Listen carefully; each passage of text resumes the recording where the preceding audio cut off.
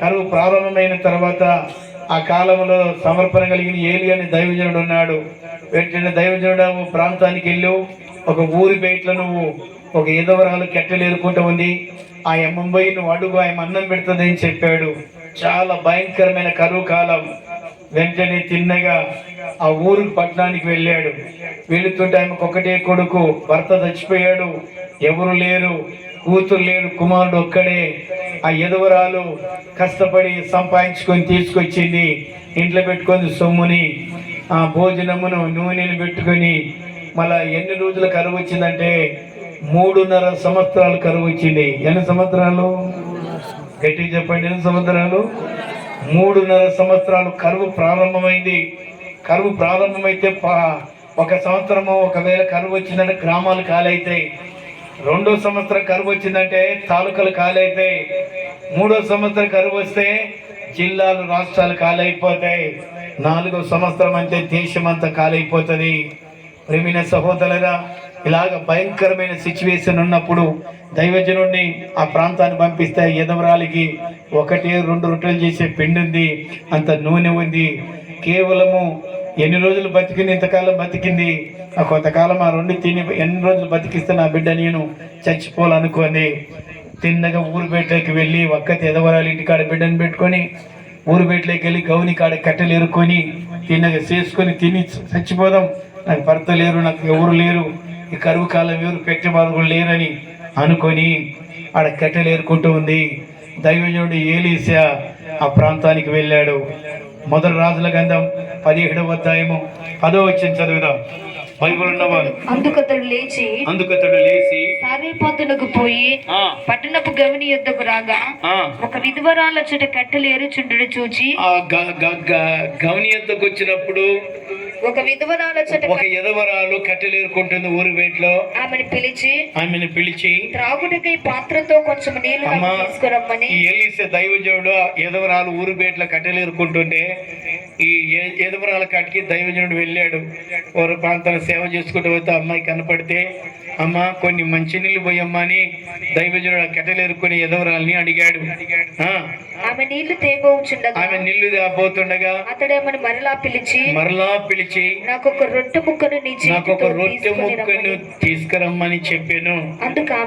అందుకాయమా నీ దేవుడైన యెహోవా జీవము తోడు, అయ్యా నీ దేవుడైన యెహోవా జీవము తోడు, తొట్టిలో పట్టడి పిండియు అంత పిండి, బుడ్డిలో కొంచెం నూనెయు నా యుద్ధ ఉన్నవే గాని, నా యుద్ధ ఉన్నది కానీ అప్పం ఒకటైనను లేదు. మేము చావక మునుపు నేను ఇంటికి పోయి వాటిని నాకును నా బిడ్డకును సిద్ధము చేసుకునవలెనని కొన్ని పుల్లలు ఏరుట. హల్లెలూయా, హల్లెలూయా. అయ్యా, ఇన్ని రోజులు కరువు వచ్చింది, నాకు ఏదో కష్టపడి సంపాదించినది పెట్టుకున్నాను, తిన్నాము, ఇంతవరకు నా బిడ్డ నేను ఏదో కట్టలేరుకపోయి ఒక 2 రొట్టెలు అయితే కొంచెం పిండింది, నూనె ఉంది, వండుకొని చేసుకొని తినాలని ఉన్నాయం లేవయ్యా. నీ దేవుడు జీవంతోడు చెప్తున్నానంటే వెంటనే దైవజనుడు అంటాడు, అమ్మా ఆ 2 రొట్టెలలోనే 3 రొట్టెలు చెయ్యి, మొదటి రొట్టె నాకి, 2 రొట్టెలు నువ్వు తీసుకో అన్నాడు. దేవునికి స్తోత్రం, హల్లెలూయా. ఆ లేమిలలో అంత కష్టాలలో ఎవరైనా ఇవ్వాలంటే విశ్వాసం ఉన్న వాళ్ళు ఇవ్వగలుగుతారు, కానీ చాలా సిచ్యువేషన్ అది. ఆమె విశ్వాసం, దేవుని యందు భయభక్తులు కలిగిన బిడ్డ గనక దైవజనుడు నీళ్లు తెమ్మంటే నీళ్లు తెచ్చింది. 3 రొట్టెలలో మొదటి రొట్టె ఆ దైవజనుడికి ఇచ్చింది. నీళ్లు తాగి ఆ దైవజనుడు ఆ ఎదవరాలు ఇంట్లో రొట్టె తిని, దేవా ఈ కష్టకాలములలో, ఈ భయంకరమైన కరువు కాలములలో ఎందరో గనులున్నారు, ఎందరో ధనవంతులున్నారు, ఎందరో పేరు పక్షాతి కలిగిన వారు ఊర్లో ఉన్నారు, నాకు ఆతిథ్యం ఎవరు ఇవ్వలేదు, నేను నోటి తెరిచి అడిగితే ఆమె రొట్టెచ్చింది, నేను ఇచ్చిందయ్యా, ఈ ఎదవరాల్ని కొడుకుని దీవించునైనా అని ఆ రొట్టె నీళ్లు తాగి దీవించి వెళ్ళాడంట. హల్లెలూయా, హల్లెలూయా. చదువుకుంటా కింద. అప్పుడు ఏలి ఆమెతో ఇట్లా, నేను భయపడవద్దు, పోయి నీవు చెప్పినట్టు చెయ్యము. 10 వచ్చిన 14 వచ్చిన అయితే అందులో నాకు ఒక చిన్న అప్పం మొదట చేసి నా యుద్ధకు తీసుకుని తీసుకురా. తర్వాత నీకును నీ బిడ్డకును అప్పములు చేసుకునము. భూమి మీద యెహోవా వర్షము కురిపించు వరకు, వర్షం కురిపించేదాకా ఆ తొట్టిలో ఉన్న పిండి తక్కువ కాదు, బుడ్డిలో నూనె అయిపోదని, బుడ్డిలోనున్న నూనె అయిపోదు. ఇశ్రాయేలు దేవుడైన యెహోవాకు సెలవిచ్చాడు. దేవుని బిడ్డలేరా, అలాగే చేసిందా? 16వ వచనం చదివితే యెహోవా ఏలీయా ద్వారా సెలవిచ్చినట్టుగా తొట్టిలో ఉన్న పిండి తక్కువ కాలేదు, బుడ్డిలో ఉన్న నూనె అయిపోలేదు. హల్లెలూయా, హల్లెలూయా. ఎన్ని సంవత్సరాలు వచ్చింది మీరు చెప్పండి? ఎన్ని సంవత్సరాలు?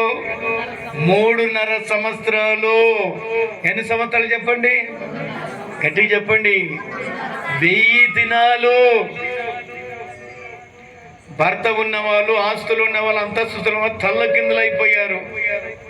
పిల్లల్ని పోషించుకోలేక, భార్యలు పోషించుకోలేక ఈ ఎదవరాలు ఒక దైవజనుడికి ఆతిథ్యం ఇచ్చుకొని ఒక రొట్టె ఇచ్చి ఆ నీళ్లు పోసినందుకు దేవుడు 1000 దినాలు ఈ తల్లిని పోషించాడు. హల్లెలూయా, హల్లెలూయా. దీవెన కుమ్మరించాడు. దేవుని మాట వింటే గర్భ దీవెన, భూదీవెన, నీ ఆహార దీవెన కూడా వస్తుందంట దేవుని మాట వింటే. నువ్వు దేవుని మాట వినకుండకపోతే నువ్వు చేతుల కష్టాజీవితంలో చినిగిపోయిన సంచి లేసినట్టునే. ద్వితీయోపదేశకాండం 23:28 అధ్యాయము 2వ వచనం చదవండి. గర్భదీవెన, భూదీవెన, నీ పిసికే పిండి, నీ గంపంతా దీవించబడుతుంది అంటాడు దేవుడు. నీ దేవుడైన యెహోవా మాట నువ్వు ఇన్న వెడలా ఈ దీవెనలన్నీ ఇలాగా నీ మీదకు వచ్చును, నీకు ప్రాప్తించును. నీవు పట్టణంలో దీవింపబడు, ఏ పట్టణంలో దీవించబడతావు, పొలములో దీవించబడతావు. నీ గర్భఫలము దీవించబడుతుంది, నీ భూఫలము దీవించబడుతుంది. పశువుల మందలు దీవించబడతాయి, నీ దుక్కిటెద్దులు, నీ ఎద్దులు దీవించబడతాయి. నీ గొర్రె మేకల మందలు దీవించబడతాయి. నీ గంపయు పిండి పిసుకు నీ పిసికే తొట్టెంతయు దీవించబడును. చెప్పలు కొడతాం గట్టిగా అందరం. హల్లెలూయా. దైవజనునికి రొట్టించినందుకు, దైవజనునికి నీళ్లు పోసినందుకు దేవుడు ఆమెని 3.5 సంవత్సరాలు వర్షింపలేదు భూమి మీద. అనేక దేశాలు అల్లకుల్లంగా మారిపోయాయి, గాని ఈ ఎదవరాలు మాత్రము తల్లకిందులు కాలేదు. యాకోబు రాసిన పత్రిక 5వ అధ్యాయము 17వ వచనం చదువుదాం. భూమి మీద ఏలియా కాలంలో 3.5 సంవత్సరాలు వర్షము రాలేదు. 3.5 సంవత్సరాల ఎదవరాలు కుమారుని దేవుడు పోషించాడు.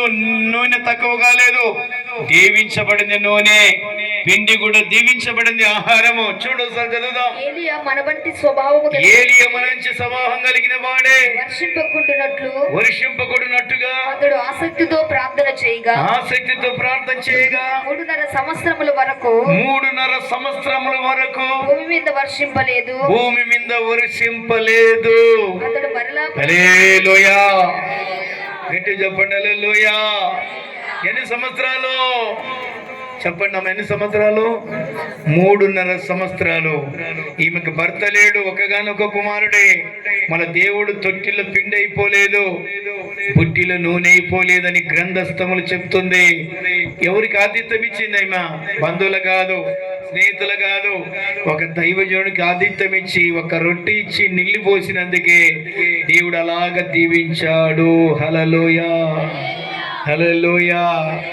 ఈ లోకంలో నువ్వు ఎంతమంది కనబెట్టు, నీ బంధువులకు ఎంతమంది కనబెట్టు, నీ స్నేహితులకు ఎంతమంది అనబెట్టు, నీ అన్నదమ్ములకు ఎంత అనబెట్టు, నీకు దీవెన కలగదు. కానీ దేవుని పేరిట వచ్చిన దైవజనులకు పెడితేనే నీకు దీవెన. హల్లెలూయా, హల్లెలూయా. దేవుడే భూమి మీద సాక్షి. ఒక ముఖ్యమంత్రి కాదు దేవునికి, లేదా ఒక ప్రధానమంత్రి కాదు, ఎమ్మెల్యేలు కాదు, ధనవంతులు కాదు. భూమి మీద దేవునికి సాక్ష్యము. దేవుని మనసరిగిన వాళ్ళు, దేవుని విలువ తెలుసుకున్న వారు ఒక దైవజనుడు మాత్రమే భూమి మీద, ఎవరు లేరు. యెషయా గ్రంథము 43వ అధ్యాయంలో 9వ